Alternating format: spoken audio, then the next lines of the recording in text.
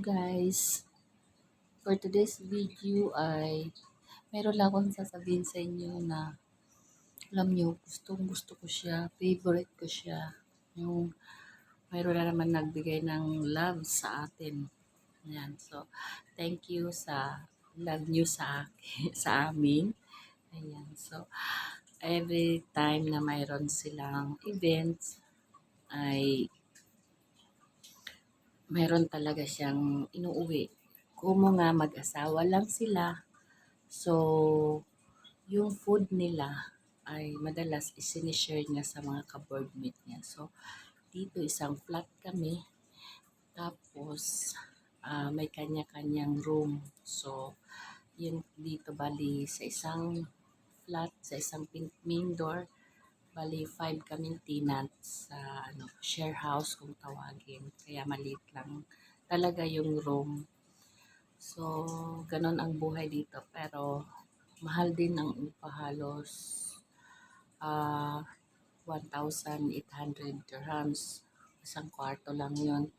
Pero, may sariling banyo naman. Hindi ko lang alam kung magkano sa ibang kwarto. So, all-in siya kung tawagin. Gustong gusto ko na siyang tikman. Kaso lang yung aking lalamunan. Gustong gusto ko na siyang dilaan kasi dilaan daw. Karing kita. Gusto ko na siyang dilaan. Kaso baka di ko mapigilan kulot. Maisubo ko lahat. Mahirap kasi mapasubo, di ba? Yung tikim ka lang, tapos biglang napasubo ka na. Di ba? May sakit na nga, tapos puro pa kalukuhan. So, sa Tuesday, nahawa na yung aming baby. Naka-elevate na yung tulog niya. So, dalawang unan na magkapato para lang siya mag-slanting kasi nahirapan siya huminga. So, lahat kami. Nauna ko, kami nung anak ko, tatay ni Zyrene. Tapos, nung gamaling-galing na kami, kasi may mga gamot naman, medyo okay na yung lalamunan ko. Pero hindi pa talaga ako pwede tumikim. Kahit bilaan, hindi talaga siya pwede. Uh, ano, um, sila naman ang mama niya. So, nasa isang bahay kami naka-aircon. Kaya kahit may air purifier pa yan, mahawaan pa rin talaga. Maghahawa-hawa. Hindi yan naalis hanggat hindi kami maubos. Ganun. So, yun. Yun nga, balik tayo doon. So, napakasarap niyan. Kamot pa mo. Gising na siya. Yun nga sinasabi ko. Pag natutulog siya, tapos magsalita ako, ang bilis lang niya magising. So, ikita ko na sa inyo, guys. So, ito yun. First, ito. Mga ganyan. Ayan siya. So, minsan mga special kasi ito siya dahil ang mga held niya, siya, event coordinator si si Heine yung kapitbahay namin, tapos si Kano yung si Ferdinand yung asawa, so pareha sila nagtatrabaho. So ito siya, masarap to siya guys, hindi to siya sweet, pero yung toppings niya ay know na to siya, sugar, so hindi pa din pwede, no? Hanggang ganyan na lang, hindi ko alam, parang yung anak kong lalaki lang yata ang kakain nito, hindi ko alam. Minsan nadating dito yung apo kong ayan. Sa Palpakan, minsan binibigay na lang namin sa kanya. One time kasi nagbigay siya ng isang malaking box na ganun, puro chocolate. Tapos may kinuha lang ako doon yung parang biscuits na may mani sa ibabaw. Kasi hindi siya pero 2 peraso lang. So lahat yun ibinigay na namin sa kanya, mga candies. Binigay namin nung pumunta sila nung Monday. So today is Thursday. So ito, hindi ko alam kung pupunta sila. Pero hindi kasi every Monday lang yung day off ng mama niya at ng anak ko. Panganay. So yan. Masarap ko siya. So pwede rin ko siya dila-dila. Masarap ko siya. Favorite namin to ni Zyrene.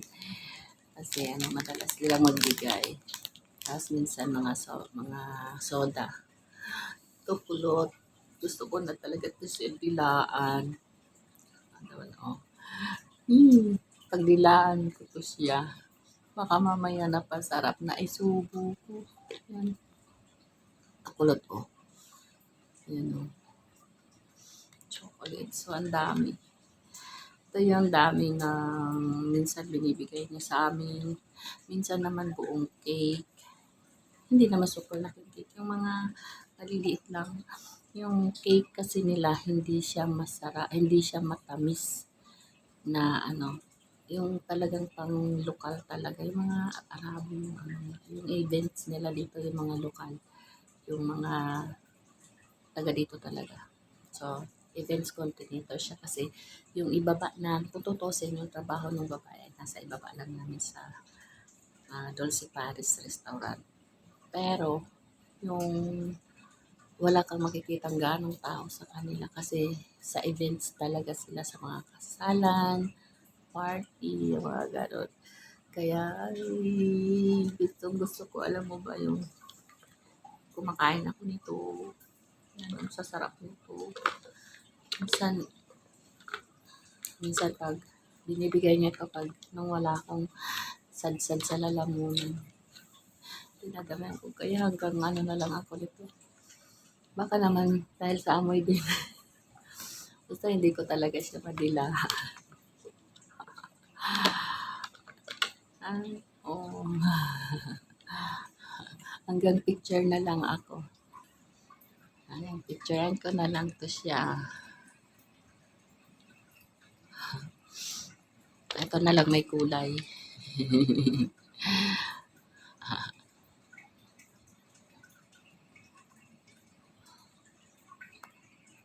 Pang thumbnail.